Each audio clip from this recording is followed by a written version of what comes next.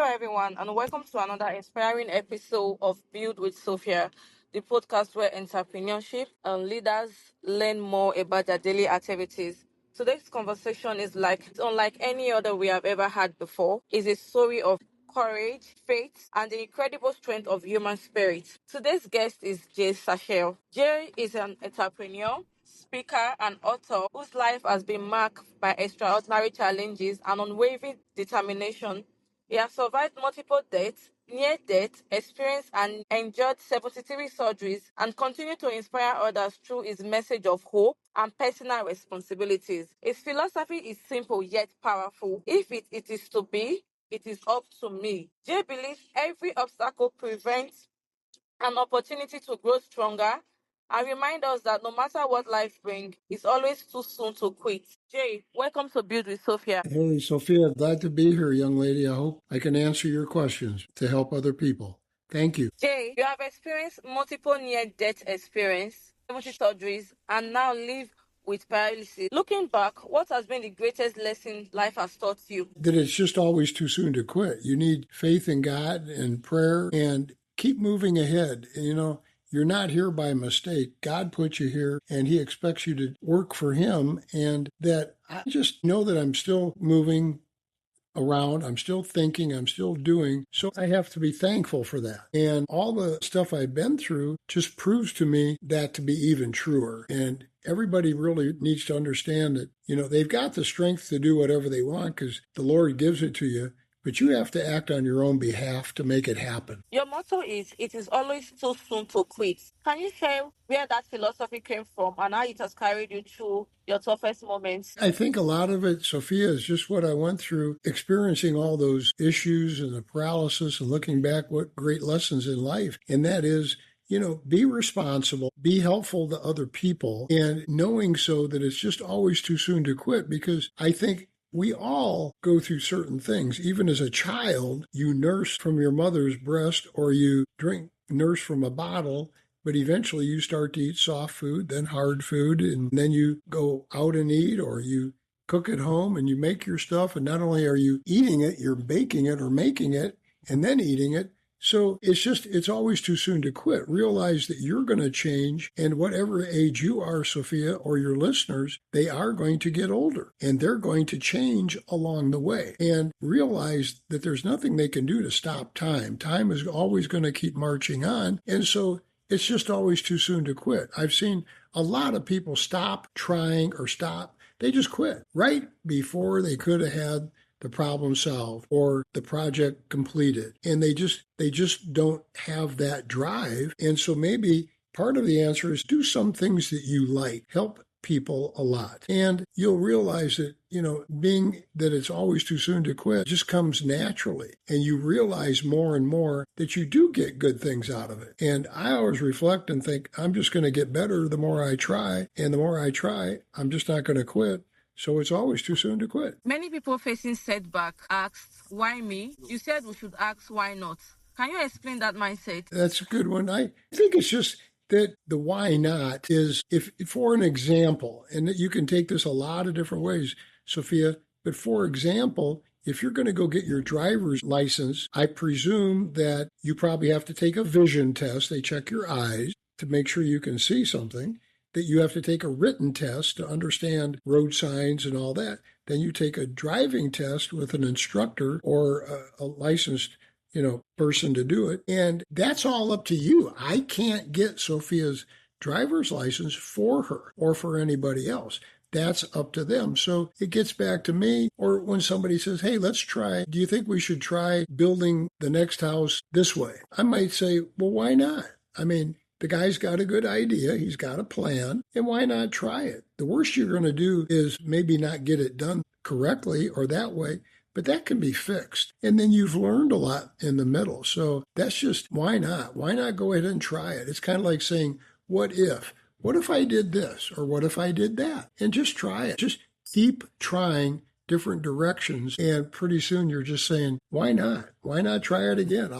What have I got to lose? All I did was, it just didn't work. So I'll try it again. It's kind of like, there's a saying out that Thomas Edison, that invented the light bulb, tried over 1,000 times to get one that worked. And people called him a failure. And he said, I'm not a failure. I found 1,000 ways that it didn't work, but I found one way that it did. So he never quit trying. Why not try again? Hope that explains that. Yes, it does. How did your upbringing on a working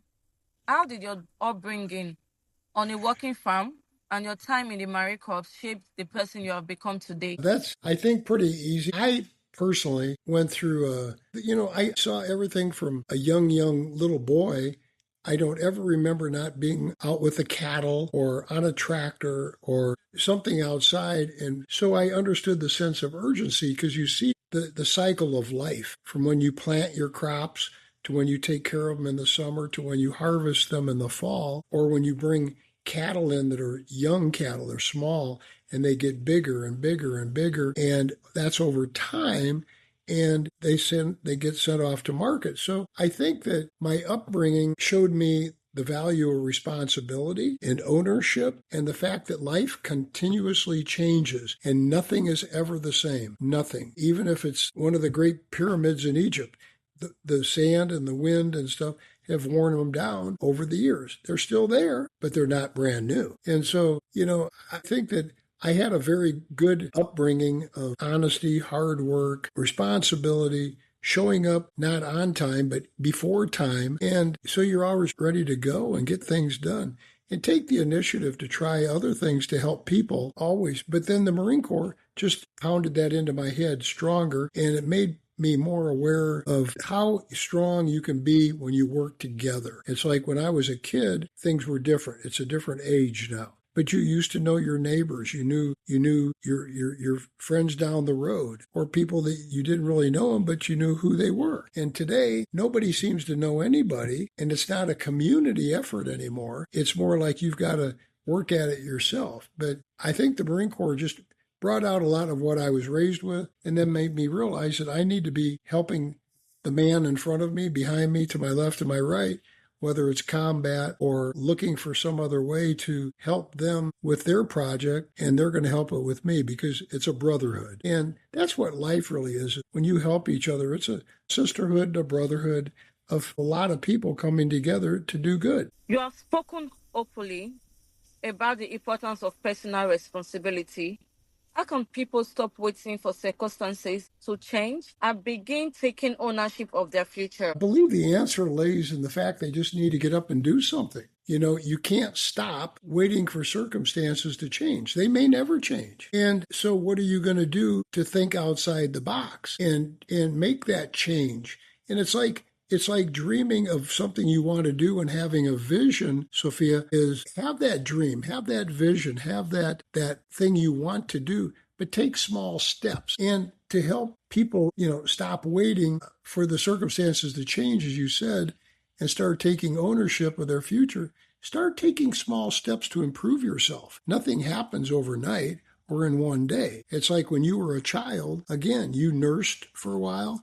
Then they started to spoon feed you with soft baby food. And eventually you start to eat a little, like a slice of bread. Well, that was something you had to chew a little bit and then swallow. So I think that's taking ownership of your future in a way, because it shows the fact that your future is going to change.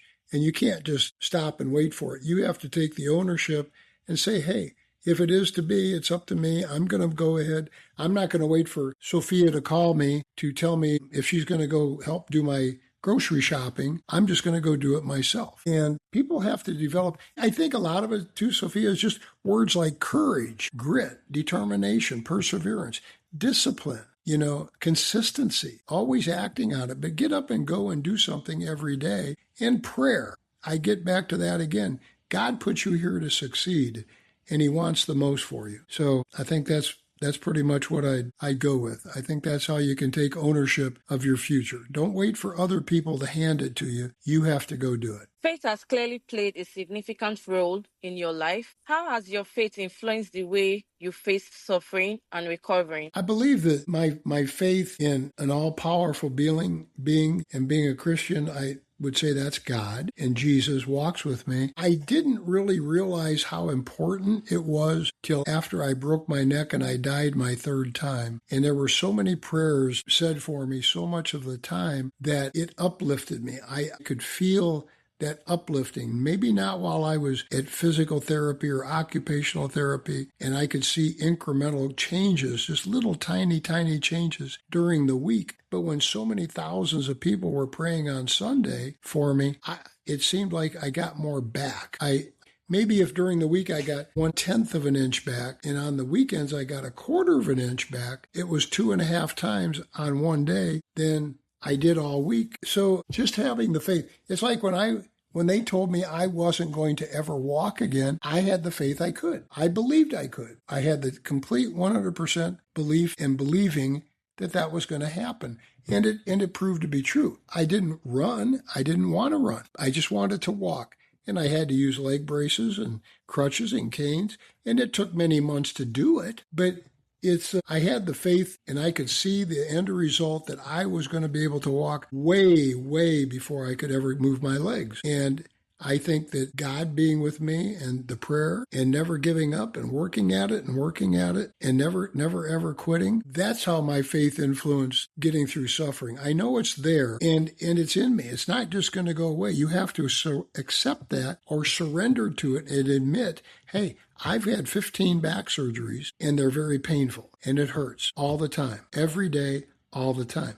Sometimes worse, sometimes not as bad. But I know that it's there, and so why fight it? Just take it, suck it up, have the faith that you're going to get through it another day, and you're just going to keep moving forward in your recovery, whatever that is, if you want to. But you got to want to do it, too. It's not something you can just say, if it happens, it happens. No, you've got to want it to happen. You have to will it to happen and then take action. That's where I think faith comes in, that you believe in yourself. What advice would you give to someone who feels like giving up because life hasn't gone according to plan? I don't know, first of all, that anybody's life ever goes according to plan, because what is that plan? They don't know that plan until they keep moving forward. And as you move forward, that plan develops. I think some people wait until a plan is handed to them, or an idea or a job or a direction, but it's really up to them to get up off their butt and move forward and take the initiative and go ahead and try it. What have you got to lose? If you just take small steps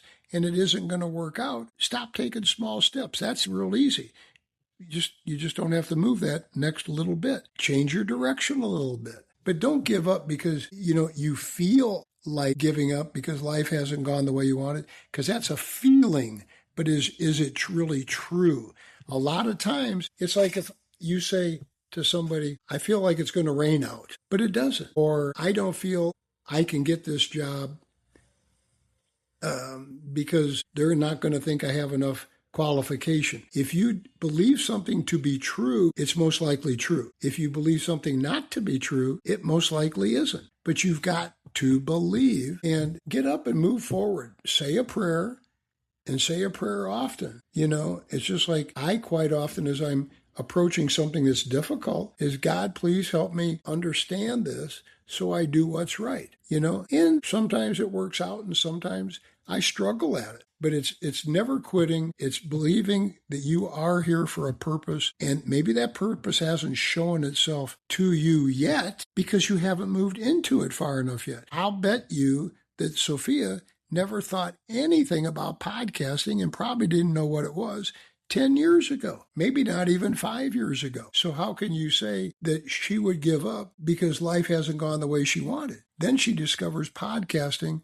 And I don't know how long ago you started, Sophia, but let's say 2 years ago, okay? It takes a while to learn the microphones. It takes a while to learn how you're going to operate the systems. And so it's not, and everything didn't go your way, but eventually you learn it and you go, oh, see, I didn't quit. I kept learning. I kept asking. I kept studying. And so that's my advice, is simply, there's an old saying that says, what lies behind you and what lies in front of you are small matters compared to what lies within you. And the title of my book is The Strength Within You, It's Always Too Soon to Quit, which really means Look at your past. Look at what happened to you. How did you overcome it? It's not the fact that it's like me. When I was paralyzed, my goal was to walk. When I was able to walk with leg braces and crutches many, many, many months later, that's great. Okay, I accomplished that. But what did it take me to do that? And what did I learn from that? So that's what they need to do. Is the advice I give when someone is, number one, don't give up. Look into your past. What have you been through before that was difficult or uncomfortable or didn't go your way?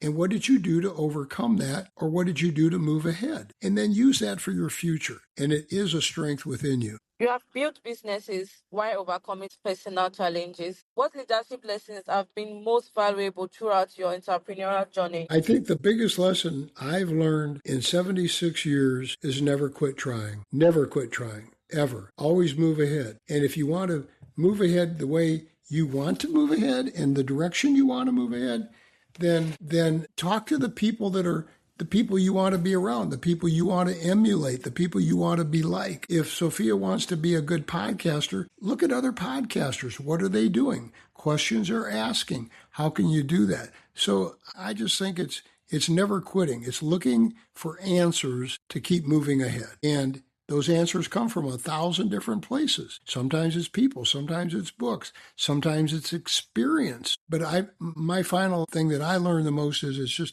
it's always too soon to quit. Never quit trying. Try and try and try again. And you will be successful. And when you are, just remember to be thankful to God that you're able to do what you want to do. That's what I think helps the most. You often spoke about courage, gifts, and resilience. How do those qualities develop especially during life's most difficult reasons? How did courage and grit and stuff get me through life's most difficult times? I just think that gets back to your resilience is a combination of time and effort and grit and determination and never giving up. And it all comes together. It's really one package. Some people call it being stubborn. I'm just going to continue to work at it, whether or not somebody wants me to. Make sure you do it when nobody's looking. If you're trying to do your best, don't just try to do it in front of the boss's face. Maybe you're your own boss, so do the best you can at all times. But I just think the courage and the grit, determination, the perseverance, the discipline, the tenacity, that they're all kind of words that roll into a big ball of success if you want to go that direction. I think that's the best answer I can give as I understand the question. Many people define success by money or status. How has your definition of success changed over the years? The definition of which, because I know that I ran out of my questions. Many people define success by money or status. How has your definition of success changed over the years? I could happen to think of something else. But don't get tied up on the money side. Don't get tied up on the title side. Get tied up with, is it something that you enjoy? Is it something you can help somebody else with? Is it a product or a service that will help other people? And if you try to help other people all the time, the more people you help, the better person you will become. And I've said that before because it's really success to me when I was younger was about starting companies and making sure they made money and helping people and hiring employees back in my early 20s and mid 20s. And I had 3 companies going, then I did another one and so on. It wasn't ego. It was just something I liked it doing it. It moved ahead and it was helping people. But it yielded a good income at the same time. So I think that if you do that when you get older, it may be different. To me, success is more right now. How many people can I help before I'm gone again to be with God and never be back here? It's success is being able to sleep in my own bed comfortably and safely. I look at it as being different than just making money. If people really work to help others and not care about the money, care about doing the job the best they can do, the money comes on. It comes along. But you're being successful at your job because you care about others and you're working in that direction. And then the money just happens. It comes along because you've done the job you're supposed to do. That's what I think. I think that's how success changes. Relationships and communities are important theme in your story. How have family and the people around you helped to shape your journey? Relationships and community are important theme in your story. How have family and the people around you helped shape your journey over the years? If it's affected my journey by those people around me in a community, it was more important when I was younger. As I've gotten older, I've become more independent and I research it on my own. But yet, at the same time, it's nice to know you have that person there that believes in you, that is willing to help you if you need something, or is also there for you to help. And so I just think that personal responsibility extends into a community and the community feeds back off of it. But that's something that's disappeared. When I was younger, community was very important. The farmers that lived miles away or the people that lived in our little farm town, that was more a sense of community because you knew people and you could reach out to them. But as you get older, that community kind of dissolves and goes away and becomes your community now is maybe your immediate family. Reading, listening to today a podcast or watching one on YouTube. And I believe that's what's changing and it's just never going to stop. If someone listening today is going through one of the hardest season of their life, what's the first practical step that they can take towards hope and healing? In my opinion, I have learned it's okay to be down. It's okay to not do something today, to be concerned about what happened, think about what happened, reflect what happened, but don't stay down because you've got to get back up. So that's like if a person that falls and gets back up is stronger than the person that never falls, that's a good example. So I just think if they're really trying to move ahead, start out with prayer. Start out with prayer and then start out with a conscious decision that you're going to make about your life. I'm sitting here in a power wheelchair. I'm happy if I can just get my wheelchair up and I can get in the other room because it worked. So I give thanks for that. But, it just gets back, Sophia, to never giving up, keeping the faith, doing the basics. And that's what really it is. There's an old saying, it's hard to fly with eagles or birds that are way up in the sky when you're hanging out with turkeys on the ground. In other words, if you can't soar with the jets and you can only stay on the ground, you're not choosing the right people or group to be with. So look for those that are successful. Talk to them. If I was starting a podcast and I was over there and you had a really great podcast, I'd probably come to you and say, Sophia, do you have the time to show me a little bit and tell me a little bit about what you do and how you do it? And when you've done that, you've made me a better person. You've become a better person because you've helped me. So I just don't think that anything's impossible.